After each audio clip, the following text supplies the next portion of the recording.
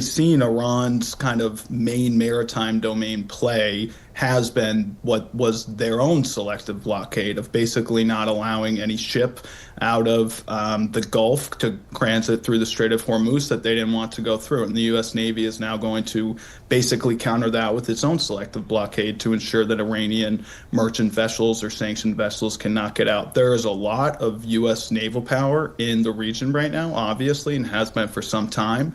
In addition to carrier strike groups, there are destroyers operating independently, as well as a less commonly seen in the news vessel called the Littoral Combat Ship, which can be used to clear mines.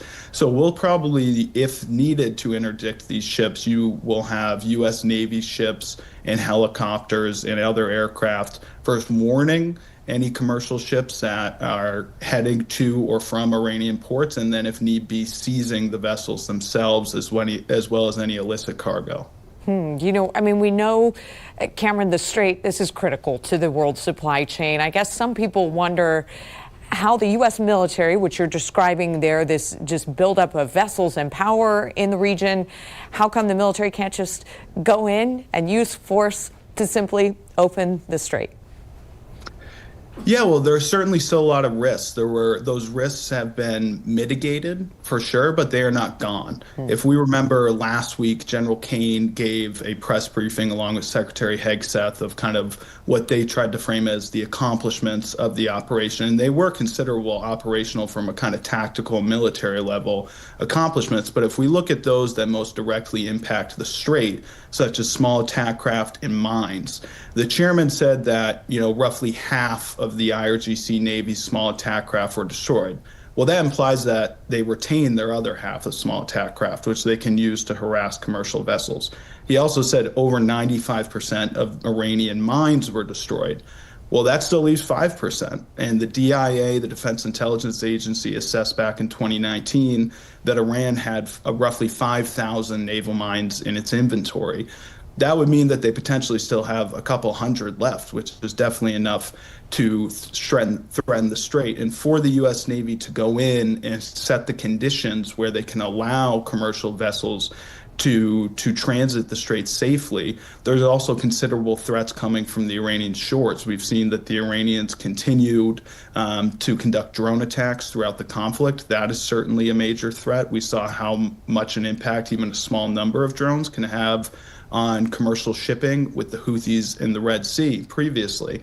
So the U.S. Navy has its work cut out for it if it is going to do this by force. And if negotiations do in fact fall through and the ceasefire falls apart, they may be compelled to do so. A lot of asymmetric activity there. Cameron, where do you see things going from here? Talking about a ceasefire deal next 30 to 60 days, or alternatively that the president makes good on previous threats to intensify some of those bombing attacks. Yeah, so I think, to be quite frank, your guess is as good as mine where we go in the next 24 to 48 hours and who knows in the coming weeks.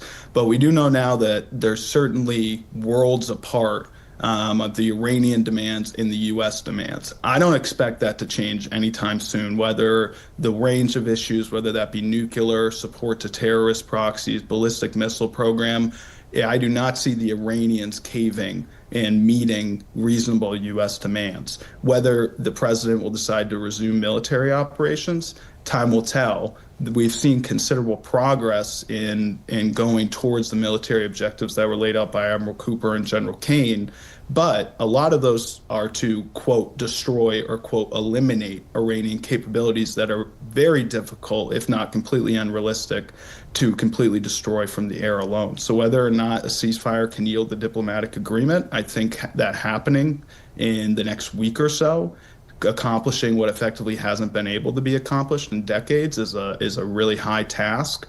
And whether that results in resumed military operations for the Strait or anything else, we'll just have to wait and see, frankly. Time will tell. Research analyst Cameron McMillan. Cameron, thank you so much for being with us here and sharing some of your insight. Thank you. All right, take care and stay with us because we will be right back. Crackdown is underway across Montgomery County. Police say distracted driving isn't just common, it is deadly. And now they're taking aggressive action to stop it. This crackdown brings together Montgomery County, Rockville, and Tacoma Park police, all increasing patrols and enforcement this month. So officers are focusing on some of the area's busiest roads, including Georgia Avenue, New Hampshire Avenue, and parts of University Boulevard. Police say nearly half of all crashes in Maryland involve distraction, and drivers who text are up to 20 times more likely to crash.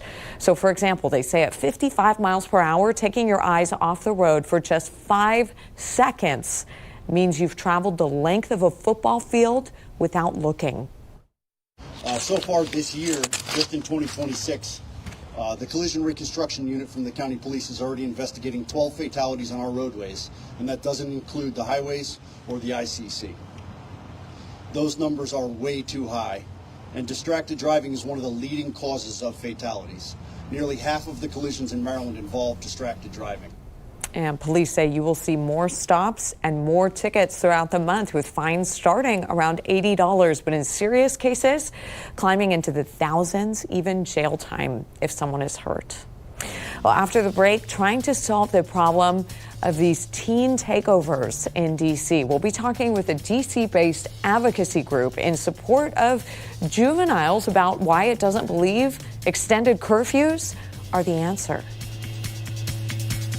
Back now to the ongoing problems of the so-called teen takeovers in the district, especially in the Navy Yard area. Over the weekend, large crowds of young people swarmed the area, which had been designated a juvenile curfew zone. Now, Wednesday, the emergency legislation